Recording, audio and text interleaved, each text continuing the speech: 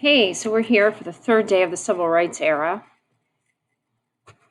and we're going to look at Lesson 3, which deals with more civil rights issues. What's going on right now is that there's a huge economic difference between whites and blacks, and they want to fight for more freedoms, understandably so. So new groups are going to come to power, okay? We still have Martin Luther King, who was peaceful in his approach. And these new groups are going to tend to take more of a violent action to them. Okay? One of those groups and one of those words, new words that comes into play now is Black Power. Your book describes it as this. This is the significance of Black Power as a slogan. For once, Black people are going to use the words they want to use, not just the words whites want to hear. The need for psychological equality is the reason why the Student of Nonviolent Coordinating Committee today believes that Blacks must organize in the Black community. Only Black people can create in the community an aroused and continuing Black consciousness. So the term Black Power is going to come into play now. It stressed, Black Power stressed the African American culture. You can see that in here. They said afros became a popular hairstyle, wearing African-style clothing became popular.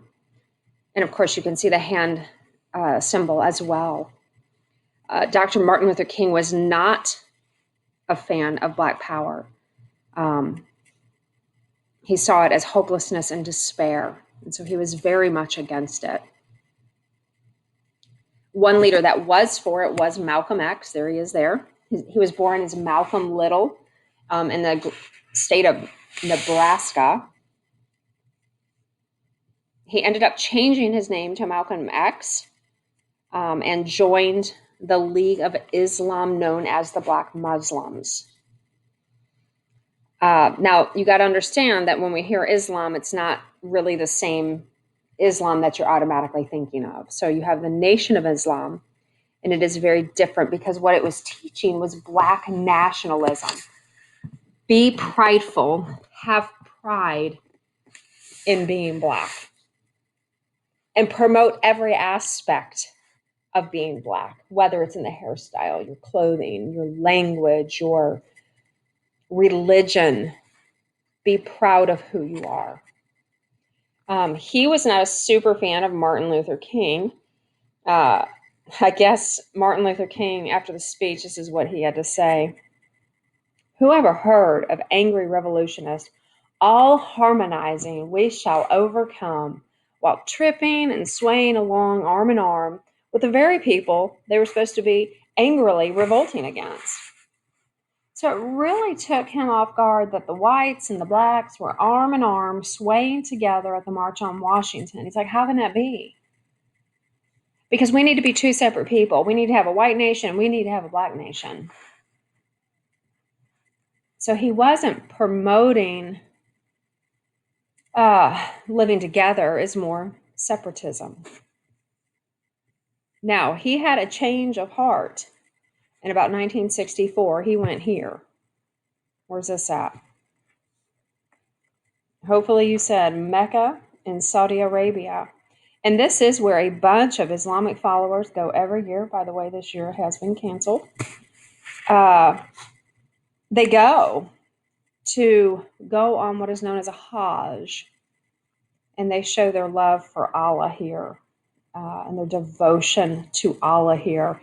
And so he went here, and when he was there, he realized it's not just one ethnic group that's here. We've got a variety of different ethnic groups, and oh my goodness, they're getting along. And so when he came back, that was his change of heart.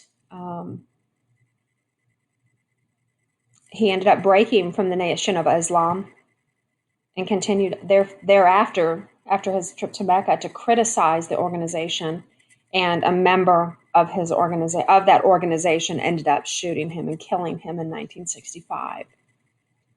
So yes, Malcolm X at the very beginning wanted this separate nation of blacks. It tended to be more violent in gaining what you wanted. But again, the change of heart after he visited Mecca. Then you had these two guys, Huey P. Newton and Bobby Seale. They ended up organizing a group known as the Black Panthers.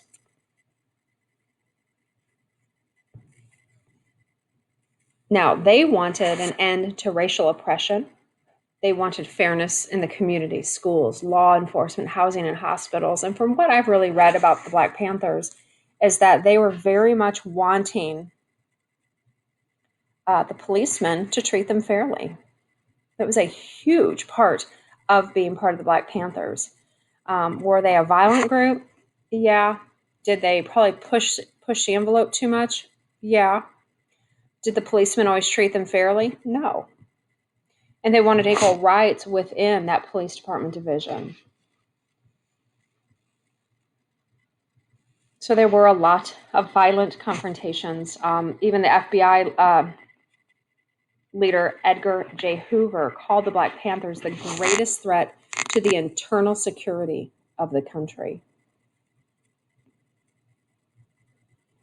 So it's like a 180 from Martin Luther King's theology. Now here's something that I found too on the internet was the Black Panthers 10-point platform. And you can read through that. It's really what they wanted. They wanted freedom. They wanted full employment. They wanted an end to the robbery of the white man by the white man of our Black community. We want decent housing. We want education. We want all Black men to be exempt from military service. We want immediate end to police brutality. We want all Black people when brought to trial to be tried in a court of jury of their peers or people from the Black community. So you can read through their 10-point platform and see exactly what they were fighting for. But this group tended to lean more towards violence. In the end, it ended up collapsing in the 1970s because a lot of African Americans just did not support their ways. Dr. King is going to be assassinated. He was assassinated on this balcony. Take it in. He was emphasizing economics, the economic unfairness. And so he was promoting the Poor People's Campaign in Memphis, Tennessee. And they were looking to get billions of dollars from the federal government that was going to help end unemployment and poverty in America across the races, not just Black. But on April 1968, as he was standing on the balcony, he was assassinated by a sniper. And then from there, his deaths just touched off many, many riots across America, including Washington, D.C. You guys, that pretty much sums up Chapter 16, the Civil Rights Era.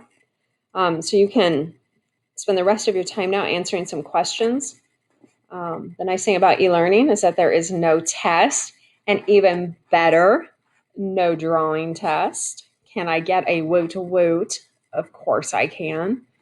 But I hope you're listening to the videos, and I hope it's easy for you all to understand as I'm walking through with it and talking you through it. If you have any questions, guys, hoot at me, email me, and we'll work through it. All right. I will chat with you guys later. The Vietnam War is next.